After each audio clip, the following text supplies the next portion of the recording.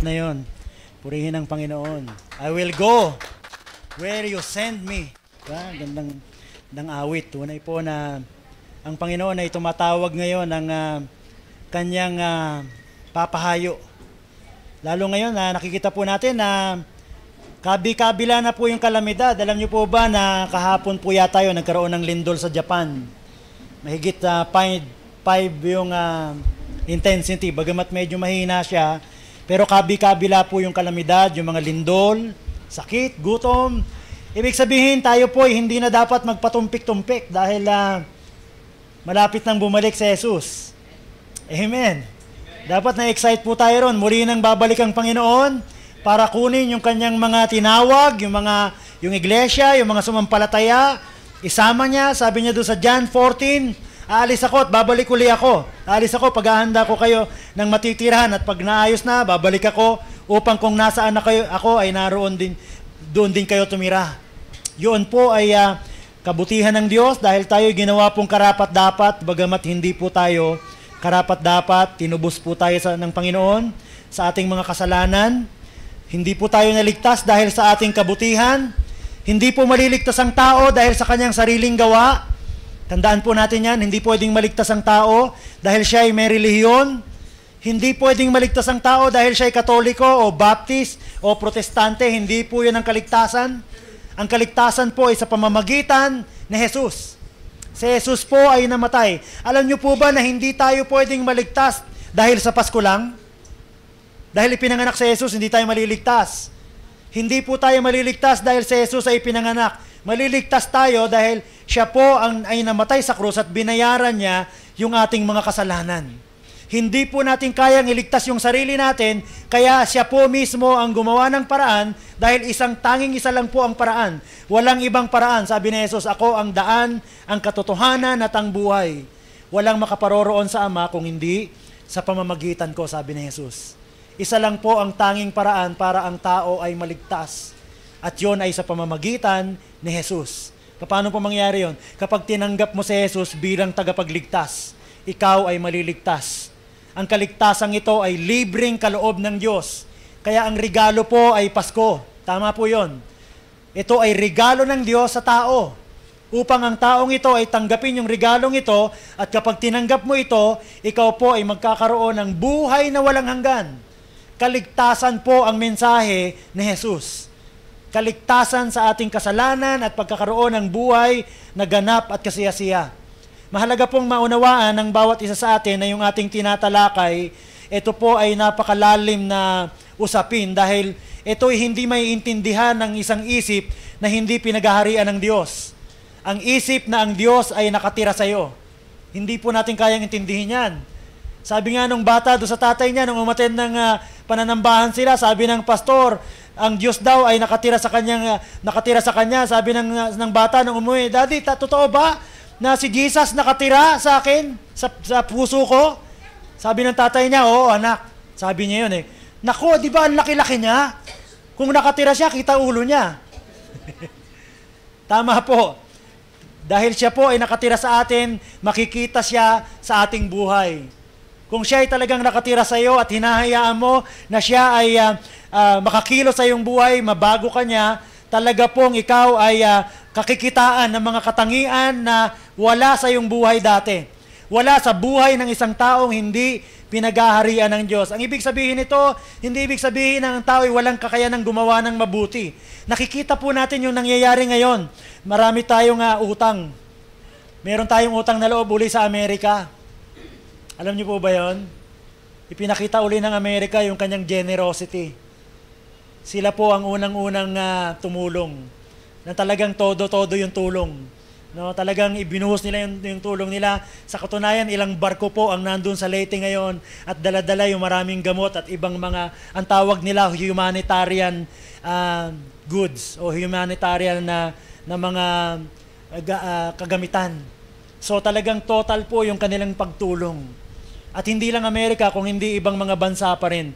No? Hindi ibig sabihin ang tao ay walang kakayanang gumawa ng mabuti, subalit yung kabutihang gagawin ng tao, ito po'y hindi makapagliligtas sa kanya.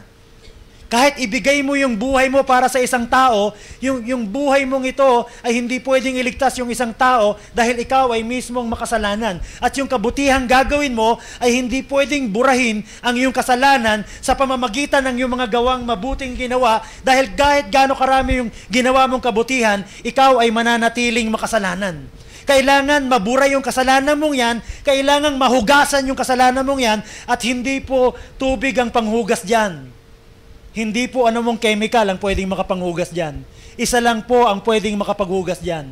Tanging ang dugo ni Jesus. Tanging ang dugo ng Diyos na nagkatawang tao. Kaya kailangan po na ang Diyos na ito ay magkatawang tao. Mahiwaga po yung ating pananampalataya. Alam niyo po ba? Ito po ay hindi pwedeng maunawaan ng mga Muslim.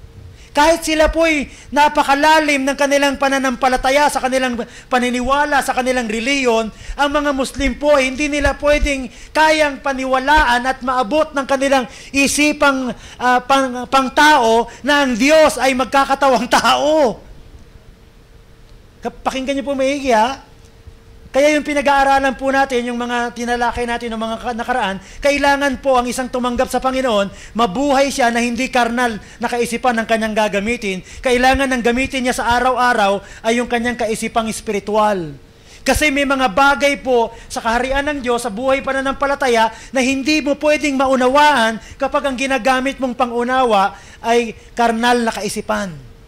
Hindi po pwedeng maunawaan ng ibang mga reliyon at ibang paniniwala na ang Diyos na ito ay magkakatawang tao at mamamatay. Sa katunayan, meron tayong reliyon sa Pilipinas na Biblia po ang pinag-aaralan, pero ang paniniwala nila, si Jesus po ay tao lang dahil ang Diyos daw ay hindi namamatay.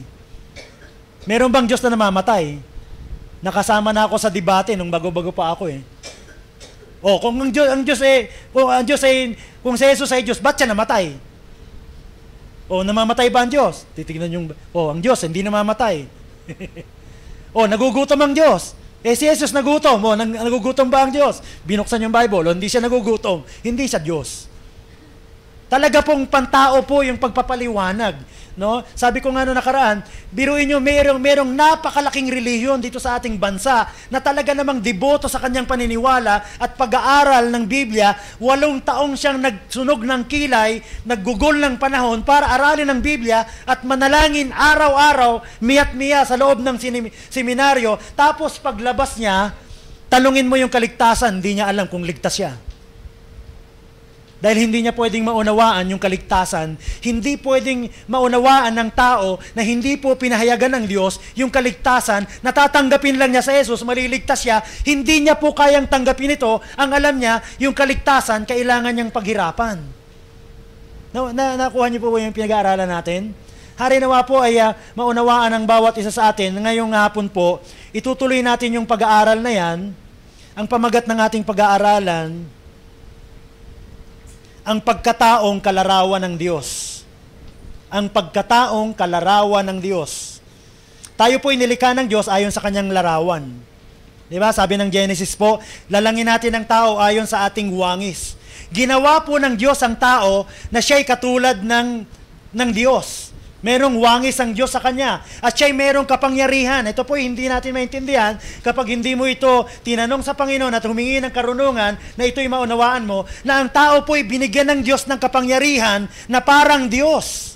Siya po'y katulad ng Diyos. Basahin niyo po yung awit chapter 8. Di natin babasahin. Ikaw ay ginawa ng Diyos na mababala na parang Diyos. Di ba? Sabi nga ano nga ang tao upang siya iyong alalahanin na ginawa mo siya na parang Diyos. Kawangis ng Diyos. Ano po? So ang tao po'y ginawa ng Diyos at siya'y binigyan ng kapamahalaan na pangalanan yung lahat ng hayop na nilikha ng Diyos. Hanggang ngayon po, ang tao po'y nagpapangalan. Pinapanangalanan niya yung mga hayop na nadidiskubre, yung mga insekto at mga hayop, dahil siya po ay ginawa ng Diyos ayon sa kanyang wangis. Meron siyang kapangyarihan, at alam niyo yung nangyayari sa ating mundo, hindi po ang Diyos ang may kagagawan yan. Tandaan po natin na makakarinig tayo ng mga katuruan na ang mga kalamidad na yan, ang Diyos ang gumawa. Hindi po. Nung ginawa ng Diyos ang mundo, ginawa niya ito na walang kulang, walang sira, walang kapintasan. Ito po ay napakabuti. Kaya lang nagkaroon po ito ng kapintasan nung araw na ang tao ay lumabag sa kagustuhan ng Diyos. Pumasok po ang kasalanan. Napailalim po sa sumpa ang sanlibutan. At ang tao ngayon ay nasa ilalim ng sumpa. Kaya nga yung ating representative doon sa United Nations na ang kanilang topic ay yung global warming. Diba? Nakita natin sa balita po na umiiyak siya. Bakit siya umiiyak? Kasi siya po ay nagbibigay ng appeal at siya nag-ayuno at sabi niya kailangan gawa na natin ng solusyon, yung global warming. Na yung mga bansa na hindi susunod sa mga patakaran para ang global warming na ito ay maayos na, ay bibigyan ng sanction. Kailangan yung bawat bansa ay susunod sa mga patakaran na gagawin natin para mabawasan yung mga iniimit na mga polusyon dito sa ating kapaligiran. Para ang Pilipinas at ang ibang bansa ay mawala na at hindi maging panganib sa malalakas na mga bagyo at mga unos na yan. Ibig sabihin, maging ang tao pong hindi pinaghaharian ng Diyos ay alam nila na ang tao ay may kapangyarihan na wasakin ang mundong ito at yung lahat ng nangyari sa ating paligid, ito po ay ginawa ng tao. Man-made po yung mga kapahamakan na yan, yung gutom na yan, yung trahedya na yan, hindi po ang Diyos ang may pakanan yan. Kaya wag nating tanungin ang Diyos. Ewan ko kung napanood nyo yung si Ted Pailon ay pinalabas niya yung kanyang coverage nung araw po na siya ay nandoon sa Tacloban, nung araw na binabayo po yung Tacloban. Kala nila mamamatay na sila. Natawa po ako, lakas ng tawa ko kasi nung malakas po yung hangin, nagdasal po sila. Lakas na kasi takot na sila. Sabi nung isa, hindi ko alam, kala ko bumubulong lang ako o kala ko iniisip ko lang, yung pala nagsasalita na ako ng malakas at kinakausap po ang Diyos. Sa takot po. Mahalaga po mga kapatid na makita natin na merong plano ang Diyos sa bawat isa sa atin. So bilang nakakilala sa Panginoon, ikaw ngayon, ang sabi po ng Efeso, chapter 4:17, sa pangalan ng Panginoon, ito ang sinasabi ko sa inyo, 4:17 hanggang 24 ng aklat ng Efeso. Sa pangalan ng Panginoon, ito ang sinasabi ko sa inyo, huwag na kayong mamuhay tulad ng pamumuhay ng mga walang pananampalataya sa Diyos. Sinusulatan po ni Apostol Pablo sa pangunguna ng Banal na Espiritu yung mga Kristiyano sa Efeso. At sabi niya, huwag kayong mabuhay tulad ng pamumuhay ng walang pananampalataya sa Diyos. Ibig sabihin, itong mga Kristiyano noong unang panahon pa lang, sila po ay nabubuhay na hindi katulad ng mga taong naliwanagan na o nakakilala na sa Diyos o born again na o mananampalataya na. Walang kabuluhan ng kanilang iniisip. Yung mga tao pong walang pananampalataya, ang takbo ng kanyang isip ay walang kabuluhan. Verse 8, 17 o 18. At wala silang pangunawa. Ang tao pong hindi born again, hindi mananampalataya, hindi nakaranas ng kaligtasan, hindi nakaranas ng pagbabago ng Diyos, wala silang pangunawa dahil sa kanilang kamangmangan at katigasan ng ulo, wala silang bahagi sa buhay na kaloob ng Diyos. Iisipin nyo nga po. Salamat sa Panginoon. Nung maliliit tayo, sabi ng nanay at tatay natin, pag may nagbibigay sa atin, ano sasabihin? Thank you po. Ano? Thank you. Lakasan mo! Thank you po. Yan. Parang napapansin ko yung mga mananampalataya pupunta sa bahay panambahan. Pag sinabi ng worship leader, sige po, ibukan natin yung bibig natin. Purihin natin Diyos.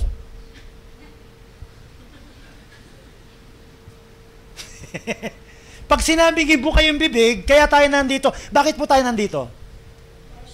To worship God. Pag sinabing ibuka yung bibig, bakit hindi mo maibuka? Pero kanina-kanina lang, ang dal-dal-dal mo. Di ba po? Kanina, dakdakan ng dakdak nung umpisa na yung worship. Sabi, sige po, ibuka natin yung bibig natin. Purihin natin ang Diyos. No?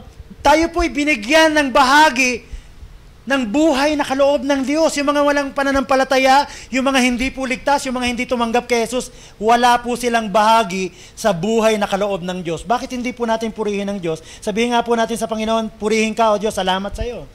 Purihin ka, O Diyos, salamat sa iyo. Sanayin natin yung sarili natin, araw-araw.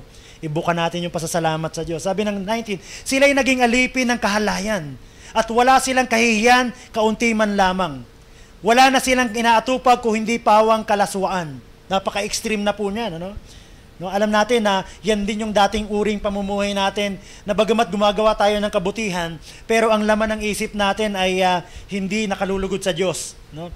20, hindi ganyan ang natutunan ninyo tungkol kay Kristo. 21, napakinggan na ninyo ang mga aral ni Jesus at natutuhan na ninyo ang katotohanan nasa Kanya.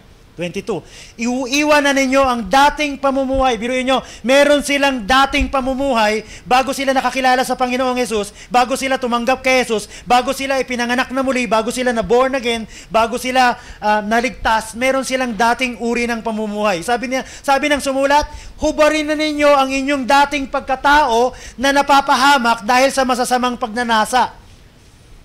Yun po ang mangyayari sa isang tao po na ang kanyang buhay po ay namumuhay ayon po sa pita ng laman, no? Sa pag-iisip ng laman. Ipapaliwanag yung mamaya. 23, magbago na kayo ng diwa at pag-iisip. At ang dapat ninyong isuot, huhubarin yung isa at yung isa isusuot, ay ang mga bagong pagkatao, ang bagong pagkatao na nilikhang kalarawan ng Diyos. Sabihin nga po natin, kalarawan ng Diyos. Yun po ang nais ng Diyos na makita sa iyo. Kalarawan ng Diyos at nahayag sa matuwid at banal na pamumuhay ayon sa katotohanan. Meron tayong ilang bagay na titignan ngayong hapon, 2 bagay, tapos yung 2 bagay ay merong mga sub-topic do sa mga 2 bagay na ito. Una, ang mananampalataya po ay hindi na dapat mamuhay katulad ng hindi panaliwanagan. Sa oras na ikaw po ay tumanggap kay Jesus bilang tagapagligtas, ang sabi po ng Biblia, ang lahat ng nakipag-isa kay Kristo Jesus ay isa ng bagong nilalang.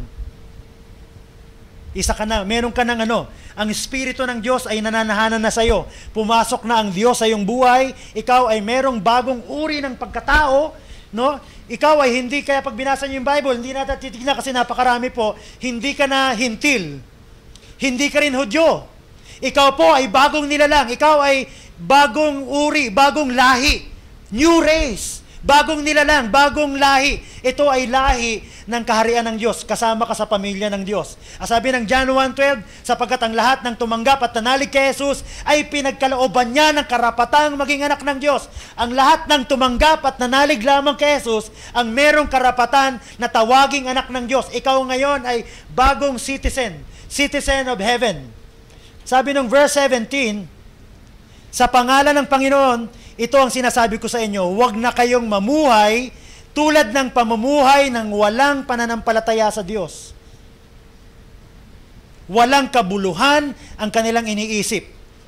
At wala silang pangunawa dahil sa kanilang kamangmangan at katigasan ng ulo, wala silang bahagi sa buhay na kaloob ng Diyos. Ipinapaniwanag po nung sumulat si Apostol Pablo, no? Sila'y naging alipin ng kahalayan at wala na silang kahiyan, kaunti man lamang, wala na silang inatupag kung hindi pawang kalaswaan.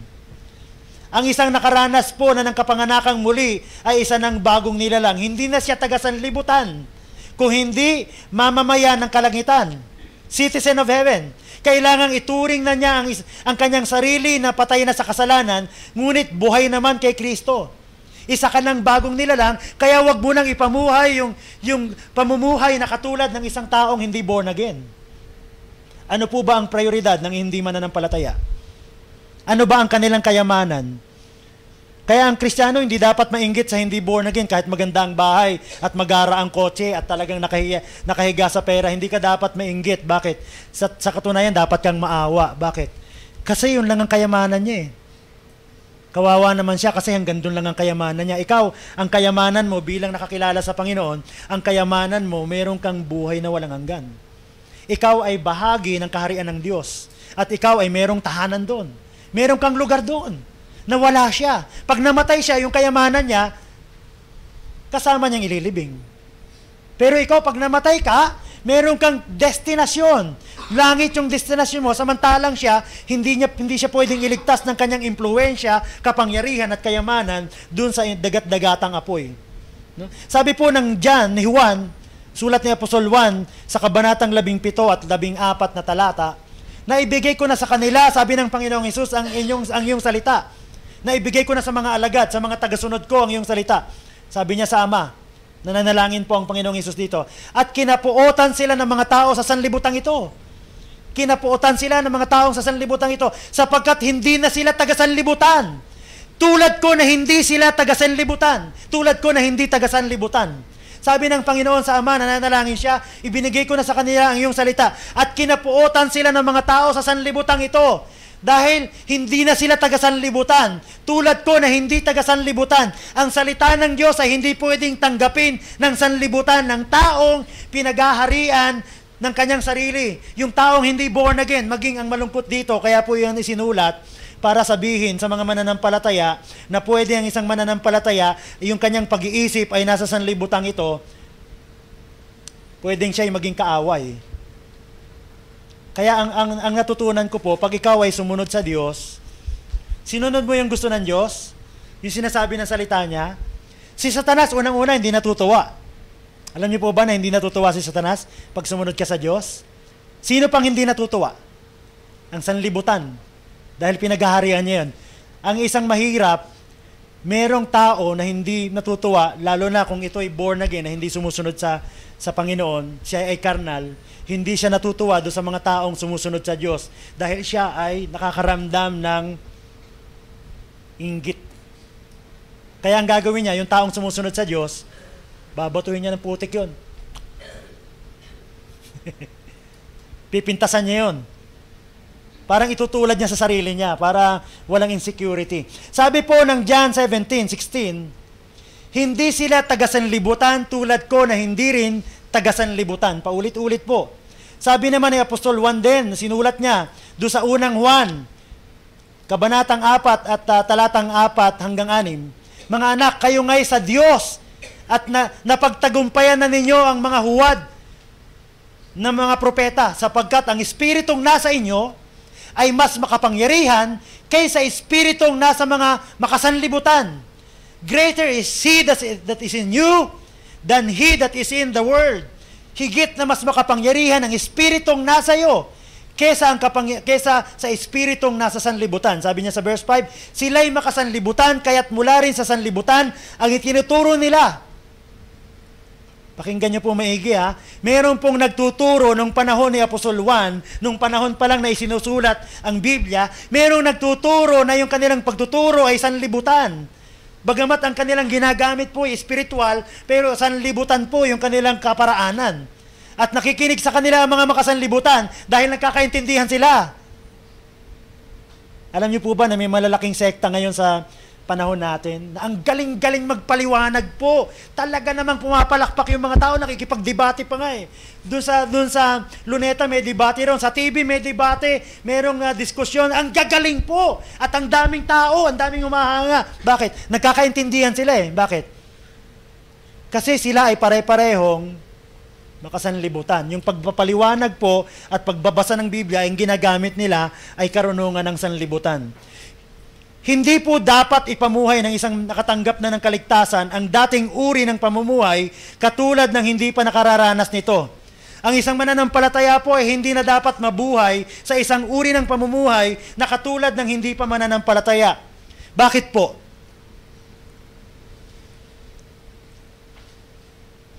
Bakit po? Walang kabuluhan ang pinagkakaabalahan ng isang hindi pa mananampalataya. Ang hindi mananampalataya po, kahit gaano siya ka-busy, gaano siya ka-successful sa tingin ng mundo, ang lahat ng ginagawa niya, walang kabuluhan. Hindi po ako may sabi nun. 17, Efeso 4:17. Sa pangalan ng Panginoon, ito ang sinasabi ko sa inyo, huwag na kayong mamuhay tulad ng pamumuhay ng walang pananampalataya sa Diyos. Basahin nga po natin sabay-sabay yung kulay dilaw. Ready, set, go. Dilaw ba yan o orange? Orange. Dilaw. Walang kabuluhan ang kanilang iniisip. No? Huwag po nating gayahin yung dati nating uri ng pamumuhay bilang isang taong hindi pa nakakilala sa Panginoon, taga-sanlibutan, kasi kahit anong gawin ng isang tao na hindi pinaghaharian ng Diyos, walang kabuluhan po yung kanyang ginagawa. No? At wala silang pangunawa dahil sa kanilang kamangmangan at katigasan ng ulo, wala silang bahagi sa buhay na kaloob ng Diyos. Walang kakayanang makaunawa ng kalooban ng Diyos ang isang taong hindi mananampalataya. Wala ang Diyos sa kanilang mga iniisip. Ang kanilang iniisip ay ibang Diyos o kapangyarihan. Mga bagay sa sanlibutan lamang ang kanilang iniisip. Ang iniisip nila yung makamundong pag-aaliw.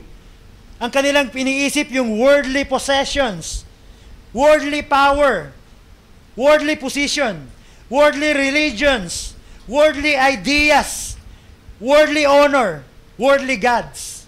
Yun po ang iniisip ng taong walang pananampalataya sa Diyos, hindi pa born again. Kaya binababalaan po tayo ng salita ng Diyos na wag natin silang tularan. Yun ang dati nating uri ng pagbumuhay. Ang pag-iisip ng tao ay nakatuon doon sa mga bagay na sa sanlibutan lamang. Pinababayaan, binabaliwala at tinatanggihan niya ang Diyos.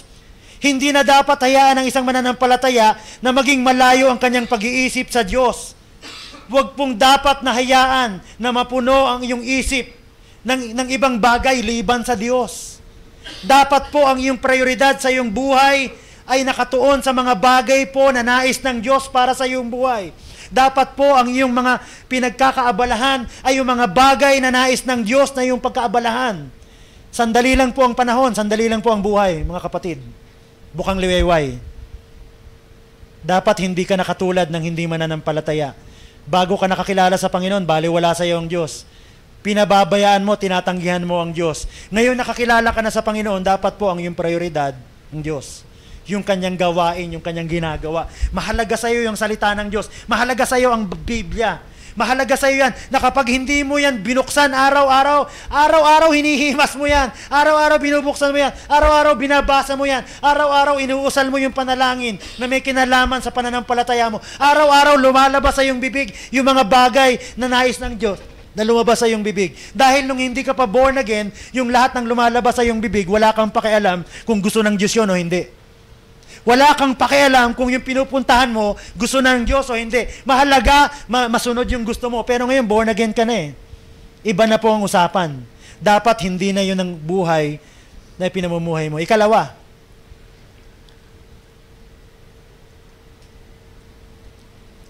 walang kakayanang umunawa tungkol sa Diyos ang isang hindi mananampalataya. Bago ka nakakilala sa Panginoon, wala ka pong kakayanang umunawa tungkol sa Diyos. Tungkol sa Biblia, tungkol sa mga espiritual na bagay, wala kang kaunawa, wala kang pagkakaunawa diyan. Kaya nga, meron tayong mga politiko, matatalino, mga artista, sikat, hindi naman bobo, matatalino naman. Pero anong ginagawa nila? Para swertehin sila, pupunta sila sa pungsoy. Anong gagawin nila? Magbabayad sila ng malaki. Meron tayo dito sa Katarungan, taga Bilibid po yung, kilala ko yun eh. Ordinaryo lang ang buhay nila sa Bilibid. Guardia lang po yung lalaki. Pero nung natuto po magpungso yung asawa niya, nakita mo yung bahay doon sa phase 2. Pag umakyat ka, magmalapit sakit, yung dito yung parang Malacanang. Pungsoy expert po yun. Kasi maraming politiko at artista na pinupungsoy niyan, laki ng bayad. Ano bang ginagawa sa pungsoy?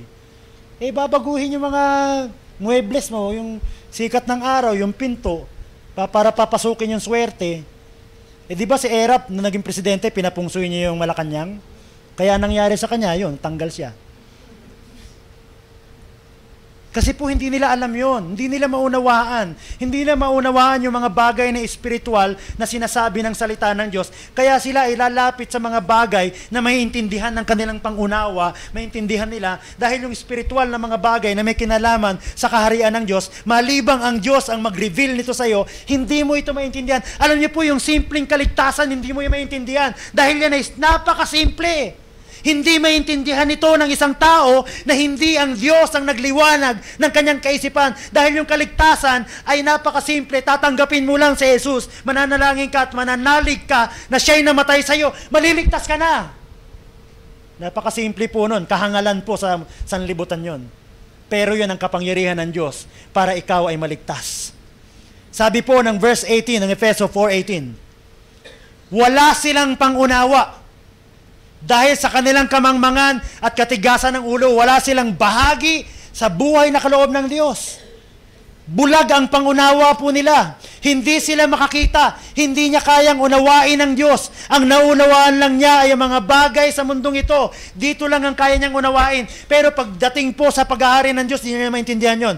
Ibibigay niya ang kanyang buhay. Alam niyo po, yung mga taong walang pananampalataya, ibibigay niya ang kanyang buhay kapalit na mga bagay sa mundong ito. Naano niyo yung komersyal? Sabi niya, nung bata ako, gusto kong kainin yung bagay na yun, pero hindi ko makain, wala akong pera. Nagtrabaho para mabili ko at makain ko yung gusto kong kainin. Ngayon, pwede ko nang bilhin, hindi ko na pwedeng kainin. Bakit? Sakit ako eh. Marami pong tao na pinagpapalit nila yung kalusugan nila, nagpupuyat sila, nagpapakagutom sila, trabaho sila ng trabaho, at pagkakumita na sila ng pera, yung lahat ng kinita nila, gagastusin nila para sa kanilang sakit. Hindi ba po kamangmangan yon?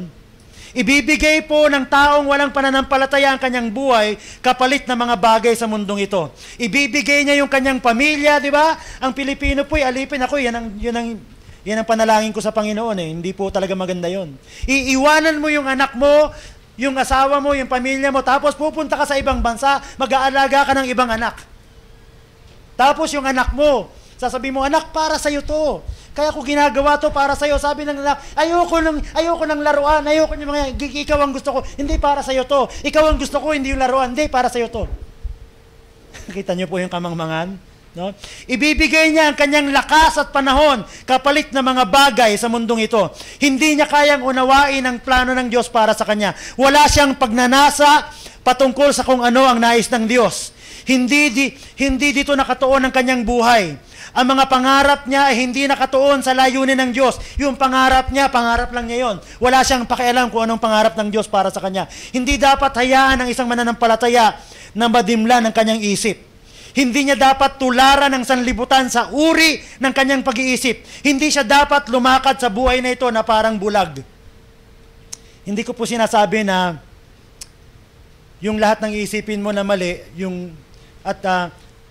tama lang, no? Hindi ko sinasabi na merong pong tamang pag-iisip na hindi po kalooban ng Diyos. No?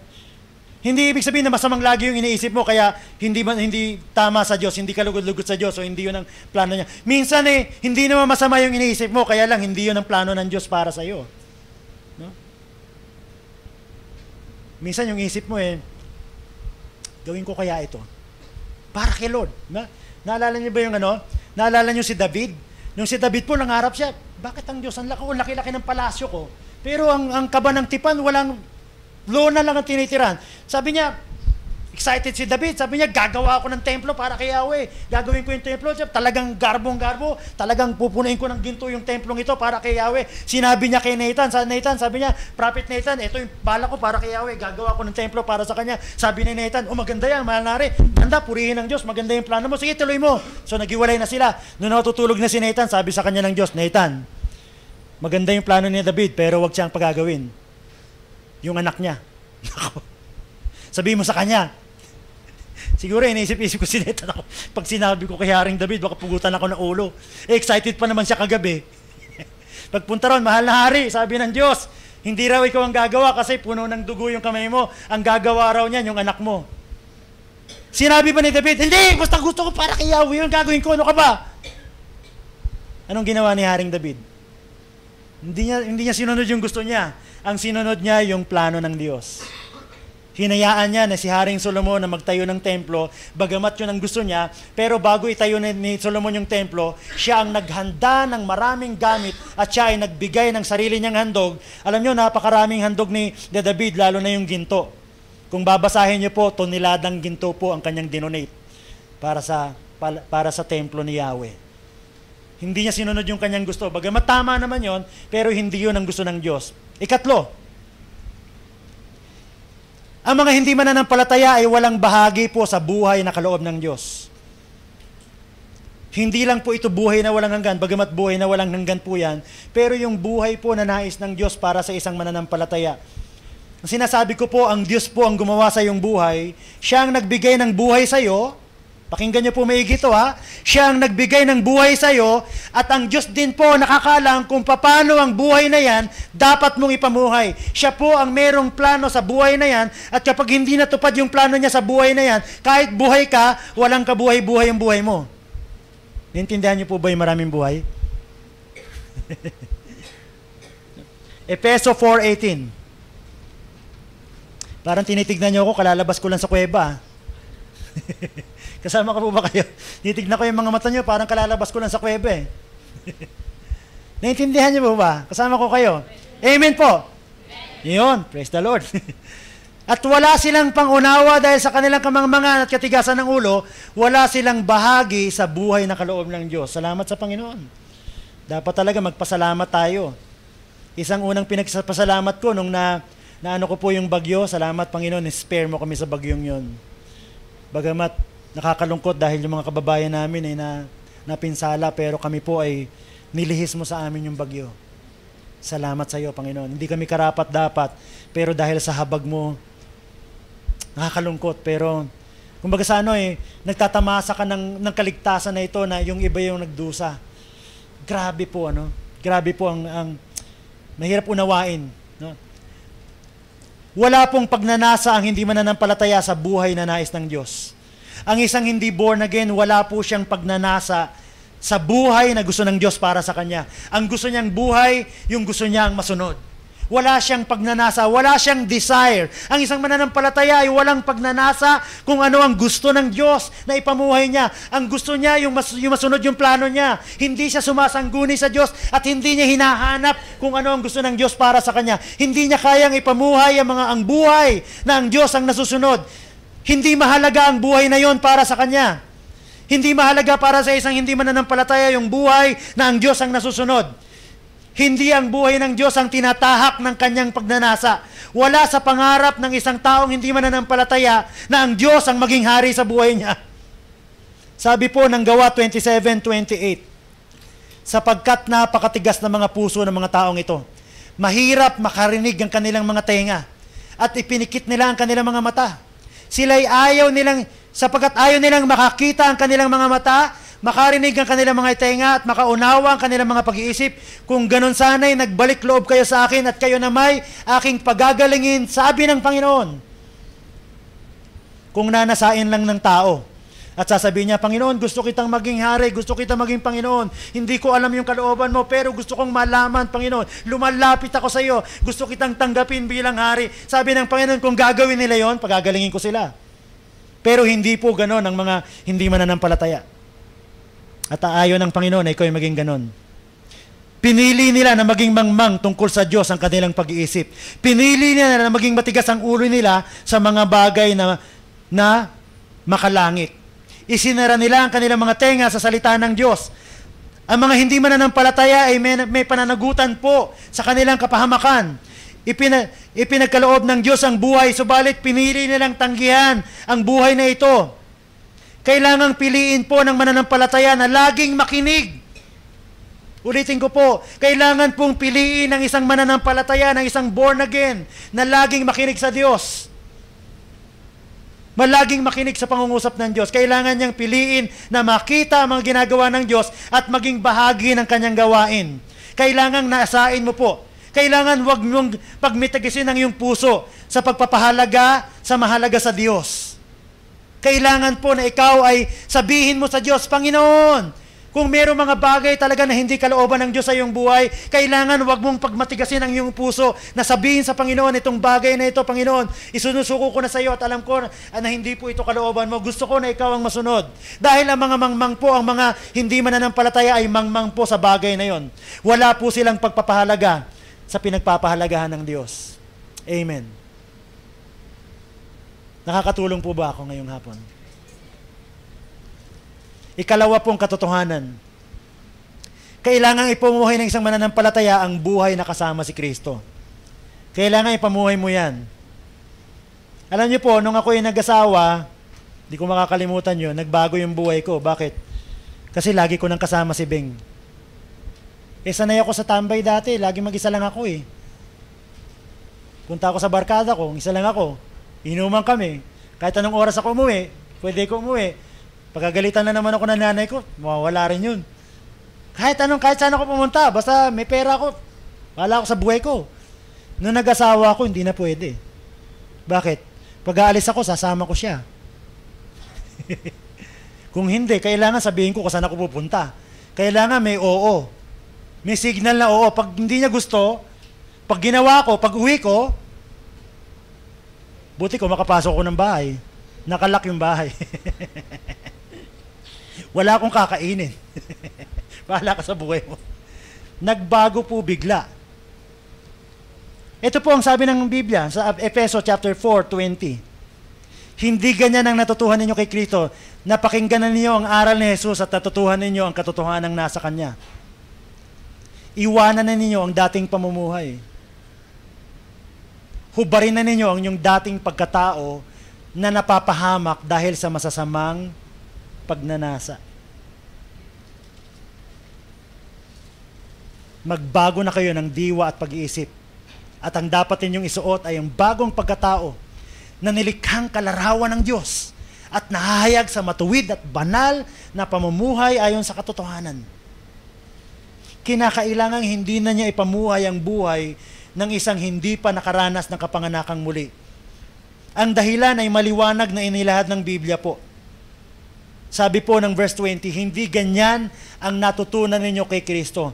Ipinakita po ng Diyos kung papaanong nabuhay si Kristo. Si Kristo po ang dapat natularan ng isang tagasunod ni Kristo. Tularan niya kung paano namuhay si Kristo. Tularan niya sa mga pinapahalagahan. Maraming mananampalataya na nagsabi, na iba si Kristo, tsaka iba ka. Pastor, wag mo naman ako sabihin na tularan ko si Kristo. Iba siya, Diyos siya eh. Tao ako eh. Narinig nyo na po ba yun? Bagamat Diyos si Kristo, hindi niya po ginamit ang pagiging Diyos niya noong namuhay siya sa mundo. Alam niyo po ba yun? Na siya po ay nabuhay sa mundo, hindi bilang Diyos. Mga kapatid, siya po ay nabuhay bilang tao. Pilipos chapter 2:6-8. Kahit siya'y likas at tunay na Diyos, hindi niya ipinagpilitang manatiling kapantay ng Diyos. Sa halip kusa niyang hinubad. Tayo pinasosuot eh. Hinubad niya. Hinubad niya ang pagiging kapantay ng Diyos at naging katulad ng isang alipin, ipinanganak siyang tulad ng mga karaniwang tao at nang si Kristo ay maging tao, nagpakumbaba siya at naging masunurin hanggang kamatayan, maging ito man ay kamatayan sa krus. Kaya nga, ang Kristiyanong buhay po, hindi po pwedeng mawala yung salita sa Ingles na obedience. Alam niyo po ba na si Jesus ay hindi niya, yung lahat ng ginawa niya, hindi niya ginawa yon bilang Diyos? Doon po ako nawiwindang. Yung kapangyarihang ipinakita niya, ito po yung kapangyarihan na ginawa niya bilang anak ng Diyos. At ang lahat ng tumanggap kay Jesus bilang tagapagligtas ay binigyan ng karapatan na maging anak ng Diyos. Sabi ng Acts 1:8, bababa sa inyo ang Espiritu Santo at kayo ay magiging mga saksi ko. Bibigyan niya kayo ng kapangyarihan na maging saksi. Acts 1:8 po yun. Sabi ng iba kasi, Pastor, wag mo naman sabihin tularan. Hindi ko kayang tularan yun kasi Diyos siya. Pero ano pang sabi ng Biblia? Sabi ni Apostol Pablo sa unang Korinto 11:1, tularan ninyo ako gaya ng pagtulad ko kay Kristo. Aba, kailangan basahin natin paano namuhay si Pablo. Basahin natin yung Biblia, paano namuhay ang Panginoong Hesus kasi tinularan niya ang Panginoong Hesus. Basahin mo naman yung Bible, lalo na yung Book of Acts, kung paano namuhay si Pablo. At yun, ang sabi ng Biblia, tularan natin. Nabuhay ba si Pablong talunan po? Ha? Naalala niyo ba isang araw na yung isang babaeng inaalipin ng masamang espiritu ay pinalayas niya yung espiritong ito? At dahil doon ay hindi siya nagkaroon ng kapangyarihang hula, nagalit yung amo, pinalatigo sila at kinulong sa kulungan. Pero ang ginawa nung dalawa, si Silas, sa halip na magreklamo sa Diyos, abay, nag-praise and worship doon, nag-prayer meeting, tapos umaawit sila. Yung awit po nila, hindi yung, this is the day that the Lord has made. Hindi ganon. Kasi ang sabi ng Bible, naririnig ng mga bilanggo. Pinanonood sila, naririnig. Ang lakas po ng kanta nila. Sa lakas at sa tuwa ng kanilang awitan, dininig ng Diyos yung kanyang dalangin, lumindol. Hindi po nagiba yung kulungan. Hindi, ibang lindol. Hindi po ka naniniwala na nagpapadala ang lindol na katulad nung tumama sa buhol. Hindi po. Kasi yung lindol, hindi po nasira yung kulungan. Nabukas yung pintuan, pero hindi nasira. Nalaglag po yung mga tanikala at sila po ay nakalaya. Walang namatay. Sa katunayan, may nabuhay. Dating patay, nabuhay. Baliktad po yung lindol na tumama sa buhol. Buhay na matay.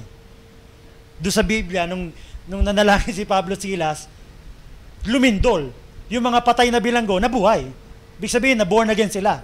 Pati yung Philippine jailer na born again, pati yung pamilya niya na born again. Yun po ang lindol na nais ng Diyos sa ating buhay. Kaya mahalaga po yung prayer meeting. Ang pansin ko yung prayer meeting, parang youth prayer meeting. Ibang klase po itong church na to. Sisipag po. Hamon po, mga kapatid. Ako, napakaganda po ng ginagawa ng Diyos. No, napakaganda po ng ginagawa niya. No, sabi po, sa una, kailangan na hindi ipamuhay ng isang mananampalataya ang lumang pagkatao. Huwag po nating ipamuhay. Kung ikaw ay born again na, huwag mo nang isuot yung luma. Hubarin mo na yun at isuot mo yung bagong pagkatao. Huwag mo nang gamitin yun. Huwag mo nang ipamuhay yung lumang pagkatao. Ano ba yung lumang pagkatao? Kung tatanungin mo, alam ko po yung dating pagkatao ko. Ako po'y gumaganti pag may nangargabyado sa akin. Salbahe po ako eh. Salbahe po ako. Kung pwede kong sunugin yung bahay, susunugin ko po yun. Walang ya po ako eh. Pero binago ako ng Diyos. Napakalaki po ng pagbabagong ginawa ng. Hindi po ako nagbago ang Diyos. Ang ginawa ko lang, ipinamuhay ko po yung buhay na ito. Grabe po ako magmura. Kasi lumaki nga po ako sa bilangguan, bagamat di naman bilanggo ang tatay ko. Diyan po ako pinanganak sa NBP at lumaki po ako nang iniidolo ko yung may mga tato. Yun po ang mga hinahangaan ko, yung mga istorya ng buhay nila. Kung paano sila pumatay, paano sila makipagsuntukan, yung kawalangyaan nila. Ginagaya ko pati yung itsura niya, yung pag nagsalita at talagang yung makakalimutan yung isip na yon. Kawalangyaan po.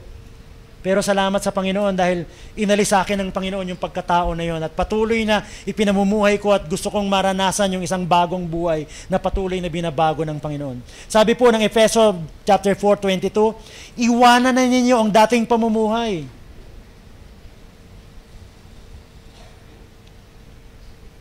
Ako po'y katulad din ng pangkaraniwang Pilipino. Alam niyo po, kung akong tatanungin yung statistic, malaking porsyento po ng Pilipinas, mga Pilipino ayaw na sa Pilipinas, gusto nang umalis. Kung tatanungin nyo, ang dami ko nakausap eh, siguro mga 80% po lahat ng Pilipino gusto nang umalis at manira sa ibang bayan. Kasi walang buhay dito. Isang taon pa lang po mahigit kami ni Beng, bago pa kami ikasal, gusto ko na talagang mag-abroad. Kaya nung ako ay nagkaroon ng pagkakataong mag-abroad, talagang iniwanan ko siya kahit ayaw niya. Salamat sa Diyos, tinubos niya kami ron kasi muntik na kami maghiwalay dahil dun. Dahil gusto kong yumaman at hindi ako yayaman sa Pilipinas, kung hindi sa abroad ako yayaman, walang pera rito. Talaga pong yun ang, kahit iwanan ko yung pamilya ko, yung asawa ko, yung buhay na nais ng Diyos sa akin, iwanan ko yung church, iwanan ko yung ginagawa ng Diyos sa aming buhay. Basta pumunta ako, maalis ako ng Pilipinas at magtrabaho ron.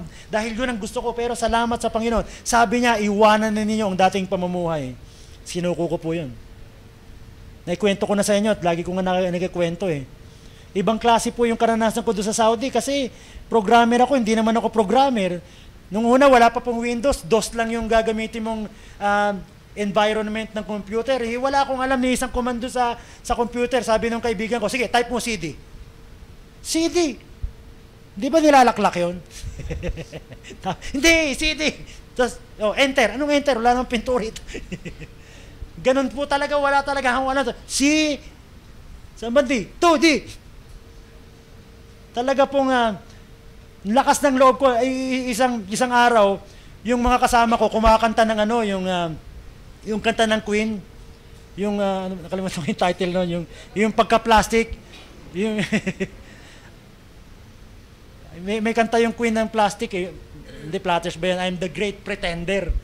Oh yes, I'm the Great Pretender. Eh nandun ako sa computer ko, lumalabas na sila, tapos na sabi ko, inaasar ako itong mga to kasi nagpipretend lang ako ron eh. Salbahe itong mga kasama ko sa kwarto na to ah. Nag-iinit na yung ulo ko. Sabi ko, salbahe itong mga to. Pinaano ko eh. Timo, kanta sila ng kanta kanina bago umalis. I am the Great Pretender. Pagdating doon, gusto ko na talagang hamunin ng suntukan eh. Ano bang, kasi nagigilty ako, wala akong alam eh. Tawa ng tawa yung kaibigan ko. Hindi kayo na, kumakanta lang yun.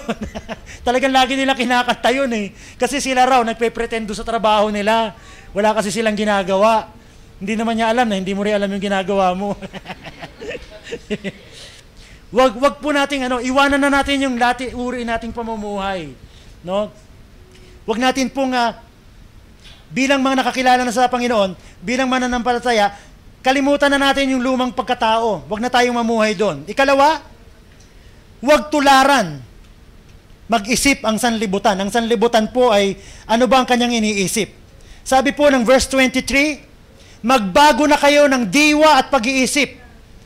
Selfishness. Ang mundo po ay self-centered, self-seeking. Nakatuon lamang sa mga bagay sa mundong ito. Nakasentro sa laman. Nakasentro sa buhay na kasalukuyan. Sabi po ng Romans 8:6-7, for to be carnally minded is death. Kapag ang isip mo ay karnal sa mundong ito ay magbubunga ng kamatayan sa iyong buhay. Hindi sa impyerno, but it will lead you to death. A life that has no life of God. To be spiritually minded is life and peace. Because the carnal mind is enmity. Pag sinabing enmity, kalaban. Against God. For it is not subject to the law of God, nor indeed can be. Ang pag-iisip ng taong hindi pa nakararanas ng kapanganakang muli ay nakatuon lamang sa mga bagay dito sa lupa. Kahit tanungin mo sila tungkol sa alam nila pag namatay sila, kung anong mangyayari. Ang dami ko na pong tinanong, mga kapatid. Sinabi ko, pag namatay po kayo, anong iniisip ninyo? Ano pong masasabi nyo? Saan kayo pupunta? Ikaw naman, Utoy, huwag mo nang tanong sa akin yan, hindi ko muna iniisip yan. Matagal pa yan. Wag mo muna akong bigyan ng problema tungkol sa bagay na yan. Meron pa nagsabi, bahala na si Lord. Pero tanungin mo, anong kakainin nyo mamaya hapon? Alam na alam niya. Bukas po may pambili pa kayo, meron pa naman. Kung wala na, gagawa akong paraan. Wala siyang pakialam kung ano po yung bagay na sinasabi ng Diyos tungkol sa kanyang kamatayan. Hindi po siya interesado ron. Sa dami na po na nakausap ko, na para lang, pag sinabihin mo, para lang pumasok dito lang, hindi siya interesado. Sabi po ng Pilipos chapter 3, verse 18, tulad ng malimit kong sabihin sa inyo, sabi ni Apostol Pablo, at ngayoy luhaang inuulit ko. Drama ni Apostol Pablo, no? Tulad ng malimit kong sabihin sa inyo, paulit-ulit. At ngayoy luhaang inuulit ko, paulit-ulit. Parang si pastor. Paulit-ulit. Marami ang namumuhay bilang mga kaaway ng krus ni Kristo. More than 2,000 years ago na po yun. Marami pong tao ang namumuhay bilang kaaway ng krus ni Kristo. Sabi niya, patuloy kong inuulit sa iyo at ngayon ay may luha pang inuulit ko sa inyo na maraming namumuhay bilang mga kaaway ni Kristo. Kapahamakan ng kahihinatnan nila sapagkat ang dinidyos nila ay ang hilig ng kanilang katawan. Ikinararangan nila ang mga bagay na dapat sana nilang ikahiya at wala silang iniisip kung hindi mga bagay na makalupa. Mga kapatid, huwag nating tularan ito. Ito po yung dapat na dati nating buhay. Dapat na tularan ng isang mananampalataya ang mga katangiang ang Panginoong Yesus na ipinakita. Inaaral po natin yung chapter 4, di ba po, ng Efeso. Subalit pagkatapos po ng chapter 4, hindi natin titignan lahat yung chapter 4 ng Efeso, pero pagkatapos po ng chapter 4 ng Efeso, yung unang-unang talata ng chapter 5, dahil kayo yung mga anak ng minamahal ng Diyos, tularan ninyo sa Jesus. Ano bang pangarap ni Jesus? Ha? Ang pangarap ba niya, makapunta sana ako ng Boracay, kapag tayo ng bahay, karang kotse. Sana marami akong pera at marami akong chicks para sana sambahin nila ako at talagang luhuran nila ako at lagay nila ako sa pinakamataas na upuan. Yun po bang pangarap ni Jesus? Walang ibang pangarap ang Panginoong Jesus kundi ito pa rin yung kalooban ng nagsugo sa Kanya. Mahalaga po na, mga kapatid, Paulit-ulit kong sinasabi, Kristiyano ka na kung tinanggap mo si Jesus. Ikaw ay tinawag ng Diyos para maging bahagi ng kanyang ginagawa. Meron po siyang ginagawa. Nagliligtas po ang Panginoon. Meron siyang itinatayo, meron siyang binabagong buhay. Iniligtas niya yung bawat pamilya at ito'y gagawin niya sa pamamagitan ng kanyang iglesia. Hindi mo pwedeng sabihin na mahal mo ang Diyos, pero yung kapatid mo na hindi mo nakikita, hindi mo mahal. Hindi mo pwedeng sabihin na iniibig mo si Jesus, pero yung iglesia na kanyang tinayo, hindi mo mahal. Wala kang pagmamalasakit. Mahalin po natin yung ginagawa ng Diyos. Mahalin po natin yung bukang liwayway. Lagi po sinasabi sa inyo na itong bukang liwayway, sobra po ang lagi kong sinasalamat sa Panginoon. Ako'y tinawag niya na maging bahagi. Dahil itong iglesyang ito ay hindi katulad ng maraming iglesia. Bagamat lahat naman ay unique, pero ito ay pinaka-unique sa lahat ng unique. Dahil ito po ang iglesyang bilanggo dati. Galing po ito sa bilangguan kaya nga bukang liwayway Dahil ito ay galing sa bilangguan. At ako'y tinawag ng Diyos na manguna, maging pastor. Number 3, dapat na ipamuhay ng isang mananampalataya ang binagong buhay. 24, Ephesians 4. At ang dapat ninyong isuot ay ang bagong pagkatao na nilikhang kalarawan ng Diyos at nahahayag sa matuwid at banal na pamumuhay ayon sa katotohanan. Dapat po na ipamuhay mo yung buhay na binago ng Diyos. Binago ka na po ng Diyos. Yung pagsasalita mo, binago ka na niya. Kaya dapat hindi nalalabas yan yung kasinungalingan, kayabangan, paninira, panchichismis. Hindi na dapat lumalabas dyan yung galit. Hindi dapat lumalabas dyan yung pagpipinta sa yung kapwa. Hindi na dapat lumalabas dyan yung kasinungalingan. Hindi dapat lumalabas dyan yung takot. Hindi dapat lumalabas dyan ang paghihinanakit. Wala na po. Ang dapat lumalabas dyan yung mga bagay, yung mga salita na nais ng Diyos, yung salita niya, no, yung mga mabubuting bagay na magdudulot po ng pagpapala sa mga makririnig. Yung isip mo, hindi na ikaw ang nag-iisip dapat. Yung Espiritu ni Jesus na nasa iyo. Mga kapatid, bilang pagwawakas po ang hamon po ng mensaheng ito, isa ka ng bagong nilalang. Nais ng Diyos na ang larawan na makita sa iyong buhay ay larawan ng Diyos. Meron kang kapangyarihan. Alam niyo po ba na meron tayong kapangyarihan na baguhin ang ating komunidad? Tayo lang po ang tanging entity dito sa mundong ito na pwedeng baguhin po ang isang komunidad. Meron tayong kapangyarihan na baguhin yung ating bayan. Tayo lang po ang merong kapangyarihan na mabago yung pamahalaan. Ito po ang vision ng church na ito. Kaya medyo iba po ang setup po ng iglesyang ito. Hindi po ito katulad ng ibang iglesia. Talagang dito po ay kailangan mong unawain na ito po talaga ay nagsasabi ng totoo. Kahit masaktan ka. Hindi po ito yung katulad ng ibang iglesia ngayon na sabi ng Diyos, sabi ng Bible. Hahanap sila ng mga preacher na ang sasabihin lamang sa kanila yung gusto nilang marinig. Ang dami na pong ganun church ngayon. Ito pong church na ito, hindi po ganun ang balak nitong church na ito. Hindi po ganito ang calling. Kung ano ang nais ng Diyos na sabihin, sasabihin. Kahit masakit. Ito po ang iglesia na magdidisiplina. Magtutuwid.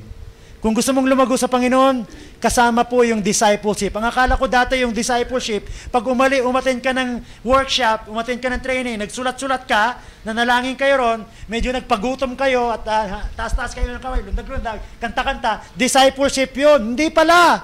Bahagi lang po pala yun. Ang discipleship, pa sinabi sa'yo, oy kapatid, mali yan. Dapat huwag mong gawin yan. Sinabi, pag tinuloy mo pa rin, magsasama ng isang kapatid yun. Kapatid, mali yan. Baguhin mo yan. Hindi makakalugod sa Diyos yan. Sinasanay ka para maging leader. Pag hindi niya ginawa yon, sabi ng Bible, malupit no? Ganun po talaga yung church. Ang church po, na tinawag ng Diyos, ay sinasanay po yung mga mananampalataya na maglingkod para sa ikalalaganap ng kanyang gawain. Kaya uunawain niyo po na minsan yung mensahe talagang medyo hindi mo gustong marinig. Amen!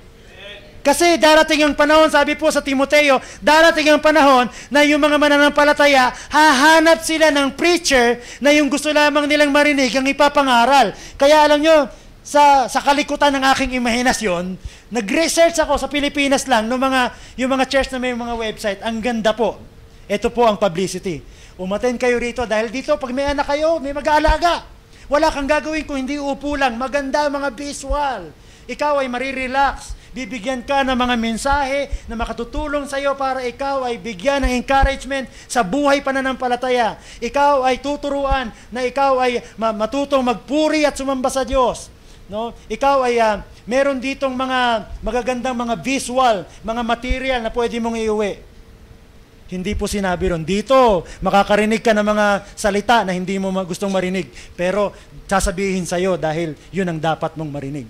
Kahit masaktan ka. Kahit dito sa church na ito, pumunta ka, magpipreach dito na minsan masasaktan ka, kahit umalis ka, hindi sila mangingimi magsabi. Wala pong ganun ako nakita. Ano ba talaga ang totoo? Ang totoo talaga. Ang katotohanan, sabi nga, the truth will set you free. But before it will set you free, it will get you mad first. It will make you mad. Gagalitin ka muna bago ka palayain. Dahil ang katotohanan ay sakit.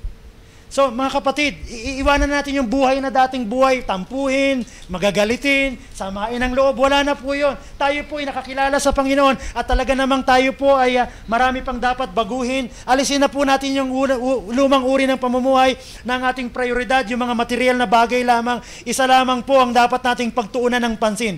Seek first the kingdom of God and His righteousness, and all these things shall be added unto you. Magandang hapon po at hari nawa ang pagpapala ng Diyos ay sumagana sa inyong buhay. Nawa ay puspusin niya kayo ng banal na spirito, pangunahan niya kayo sa lahat ng inyong mga desisyon, bigyan ka ng karunungan at kaalaman upang maunawaan mo ang kanyang kalooban at ito ay may iyong malakaran. Nawa ay mapuspos kayo ng kanyang kabanalan at makita sa inyong buhay ang isang buhay na pinagpala at may kasaganaan na nanggagaling sa Diyos. Nawa ikaw ay patuloy na patnubayan at kasihan ng banal na spirito sa lahat ng iyong sasabihin, sa lahat ng iyong balakin, sa lahat ng iyong mga lakarin. Ang Diyos ay maparangalan sa iyong buhay. Sa pangalan ni Jesus. Amen. Amen. Amen. Hallelujah.